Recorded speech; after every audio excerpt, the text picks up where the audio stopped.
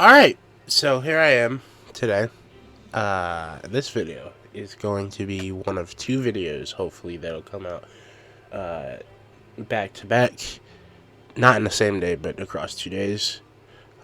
This video is my thoughts on the Teal Mask DLC for Pokemon Scarlet and Violet. So I know I'm 2 months off from this, but I figured the timing would just be right to do a video about how I felt about the first wave of DLC, then do a video talking about my pre-release thoughts on the second wave, and then to stream the second wave the day after, since it's most likely coming out the same way that the first part did.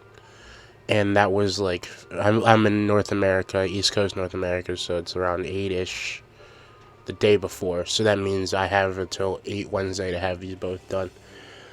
Which is why I'm recording this on Monday the 11th. So, yeah, we're just going to get started, I guess.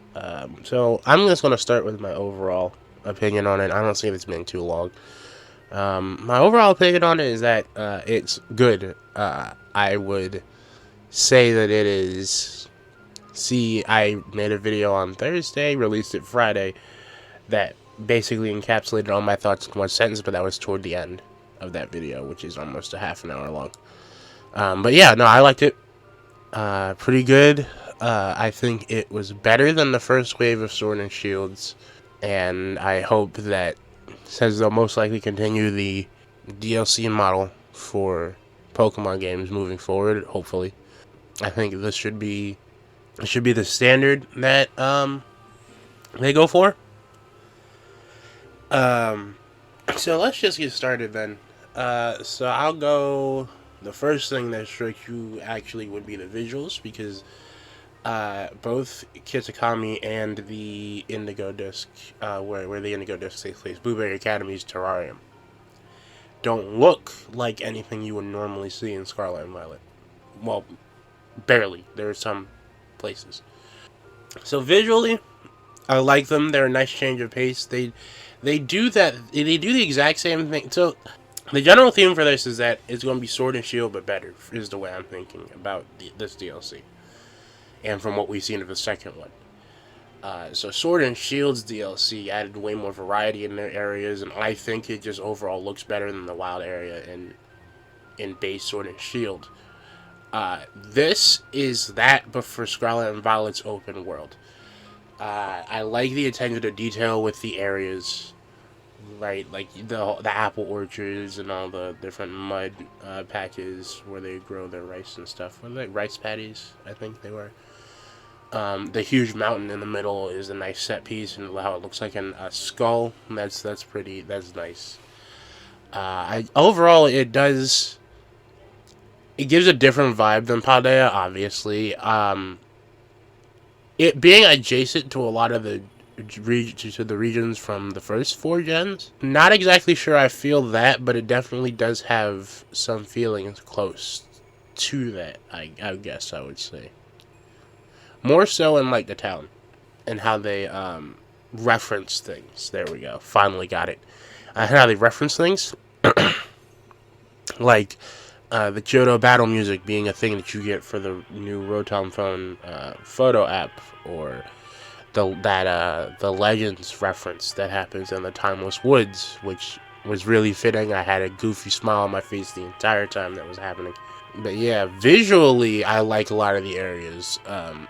Paradise Barrens is pretty barren, but that's what that's supposed to be. I think just in general, a lot of the areas look better. It also helps that there are just a lot different periods. So, like Timeless Woods, especially, that place looks cool, like awesome. It's like one of the few places I don't believe you can fly to, so you got to take the long way around. And like, what was that place? Well, it wasn't Raging Falls, was it? That was in Paldea. But like a lot of the places in general just tend to look a little bit better. Like, they're still stretching, texture stretching, but it looks like it fits more here, which is pretty good. The designs for a lot of the new characters are nice. But this is just stuff that was covered already in other videos, so I'm not going to spend too much time on it. Overall, I like the look. I like the way that the whole area feels, especially at nighttime during the festival, during the main story. It really feels like something. It does feel small scale, but that's exactly what the types of areas that this place is based off of are supposed to feel like. So that was a hit. Now, next up, the new Pokemon. I like all of them too. The thing is, right? I was talking about Pheasantipity being a poison flying type. We now know it's poison fairy. That's the closest thing to a disappointment that I have, and that's not even really a disappointment. That's just an oh well.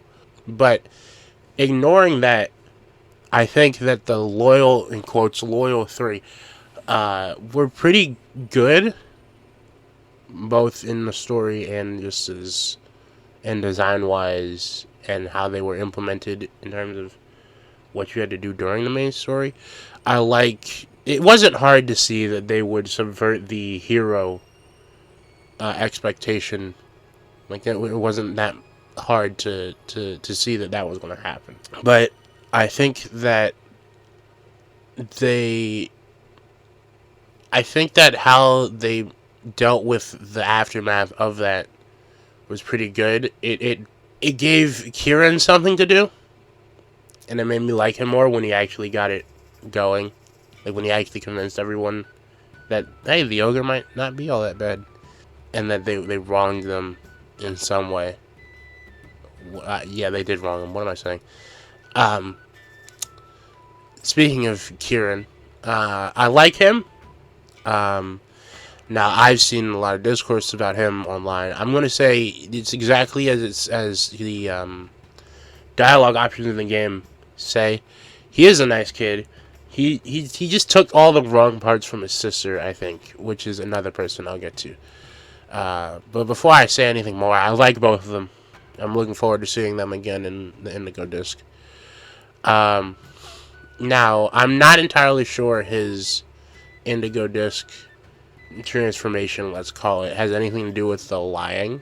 I just played the final file for Scarlet before this video. Like the last one I was going to play before I made this video.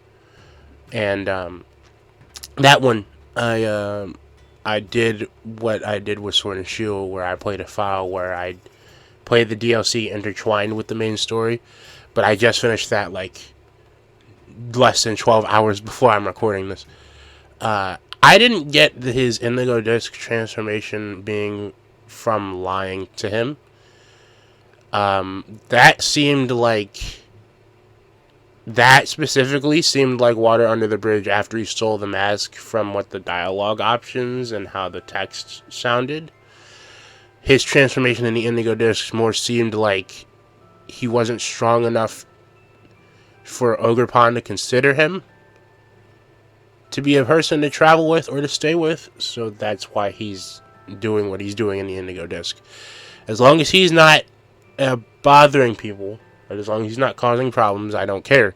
But yeah, no, I don't think it's necessarily an evil thing per se. It's just like you've come to understand that you're lacking something and are obsessively trying to not lack that thing anymore, which is understandable.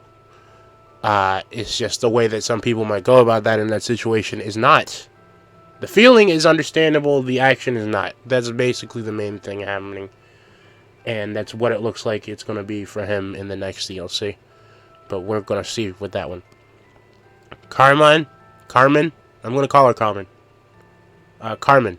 She reminds me, she's Kieran's older sister, and the way I've seen people talking about this, also the way that she's acting is older sibling behavior, which is accurate. I am an older sibling. This is exactly how the younger siblings were treated. The thing is, right, the way that she talks leads me to believe that she's like freshly an adult at minimum, right? And my thing with her is that very clearly it's too much. It always is with siblings. It's just that at her age, right, I'm wondering when the point where you chill out and stop doing the shit that she's doing is. I hit that point way before I became an adult. Like around, well, not way before, but like 16-ish, 16, 17. The way that she sounds like she's 19, 20. And I don't know if it's just me, but I came off of that just treat them like shit for no reason by the time I was, again, like 16, 17. So, me personally, I'm wondering when that's supposed to be for her, or if there's just like a mistranslation or something. But we know she's not a bad person. That much was made clear. It's just from the perspective of someone like me, where the only time we'll really talk to each other like that is if you've done something to warrant it, or if it's during playing a game and we're just throwing insults at each other, because that's just how we have fun when we play games. But like the unprovoked stuff that she was doing, again, I get it, but I'm wondering, like I'm wondering, I guess I'm wondering why she's doing it the way she's doing it, if that was just how their whole dynamic was. But again, as someone who came off that before becoming an adult, I'm not entirely sure why that's still happening, I guess. That's not to say I don't like her. I like her. I like them both, like I said. And I'm excited to see them again, especially since it looks like she's like turning around, I guess, in the Indigo Disk from how the Teal Mask ended. I just don't think it should have taken this to get there. But yeah, I like, in terms of the story, I like it. If we were looking at it in a vacuum, I'd just be like, you're an ass. But for the story, yeah, I like it. Briar didn't really have much in the story. Now, of course, that's going to change with the Indigo Disk. Even without the most recent trailer, we knew that would be the case, because she seems like the type of person that would be there and be some type of significant at the start, like in the Teal Mask, but wouldn't really do anything significant till the Indigo Disk happened. Like that was just how that felt, even before knowing what happens in the Teal Mask and the Indigo Disk. They usually don't have their both antagonist and like antagonist adjacent characters, like the characters that aren't really antagonists but are still like a reason why the story happens and stuff. They usually tend to not. They either don't introduce them or they don't front load everything. It's usually like a mid to close to late game that they start expanding on stuff like that. So that's exactly what I was thinking here, where even if she is here and she is important, and we're not going to see her doing anything important like that, barring the crystal pool scene, until like the next one. But for what all these characters are in Teal Mask, I like them. Kieran's story, actually, if it wasn't for the fact that we knew that they were connected and that I was basically told to expect more from him in the Indigo Disk, I would have thought, if I had been left to have thought that this was a standalone story, I think this can work on its own. Like, all you really had to do was remove the cliffhanger at the end of the Teal Mask, and it could have worked on its own. Like, I feel like the story itself is strong enough for that. I started talking about the characters, and I didn't even... So, general story, it's pretty simple.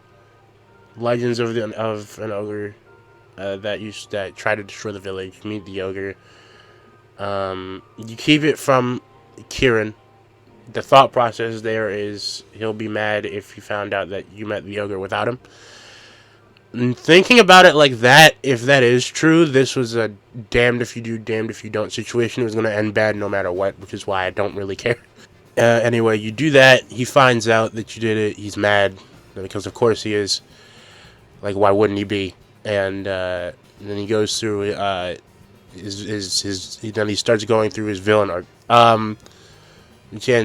So while he's doing that, you go get the thing to repair Ogrepon's mask. You try to repair Ogerpon's mask and find out Kieran stole it. Then you go confront him about it, get the mask back, and then after he leaves the Loyal 3 Plaza, I think it was called, the Loyal 3 are revived from the dead, go steal the other masks that were held at Kitakami Hall, and they have to go fold them and get the mask back for Ogerpon before bringing Ogerpon back, and Ogerpon wants to stay with you. And Kieran battles you for the right to have Ogerpon as partner. Very clearly, you win. And, yeah, you catch the Ogre. Kieran runs off upset. After that, the next day, you battle Carmine with Ogerpon in your party. And then they leave. Very simple. It was simplified, obviously, but even in that simplified telling, it was already simple to start with. I enjoyed it. The thing is, right, it seems like only the odd number generations get it all the way. Is that most of what can make Pokemon good is the characters. So when you have characters you care about, like this group right here, you actually wanna keep watching what happens, which is good. I like that they're doing that more. So yeah, story is pretty nice. It could stand on its own, but the fact that it has a continuation is great. I like all the characters. Ogerpon as a character is really cool. She's just like sticks to you after you save her from those 3 demons. So yeah, that's about it for story. Story's good. Not long, not complicated, just a fun thing. Talked about the environments already. I think the environments look good. Features. Ogre Ousting is basically just those balloon mini games from Legends, except you're collecting berries, and I liked collecting those. That mini game is something that I can definitely see on harder difficulties being something you need other people for. I played up to normal, and I think that's it. They give you items that help you build your team, which is good. Just ways to make Pokemon that are actually good. You can influence a lot more of their stats and stuff.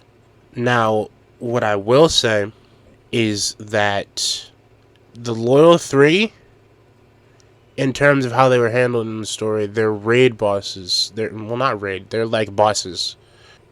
I appreciated the multi-battle. And that's about it. I don't have much to say for them, which is what I was going to say. They're like asses, and that's it. Again, real simple, but that's all it really needs to be. I think that might be it. This DLC was really short. The cliffhanger on it is really interesting. It keeps you interested for the Indigo Disk. The only other thing about it is that they added more customization options now that we've seen all of them. I like all of them. It's just they're not what I'm looking for my characters, but I do like them. Like especially that what was it called? I forget what it was called, but I'll put a picture up. But I really like that hairstyle. It's really nice. And then they have all the different new shoes and bags and stuff. I appreciate the woolly hand knit items, like the gloves and stuff and the socks. And texturing wise, this not just the DLC, but the whole game. You can definitely see texturing they went hard with the texturing for some reason. But you also have some designs that are just straight pixelated. I'm not entirely sure what that's about. But yeah, I think that's about it.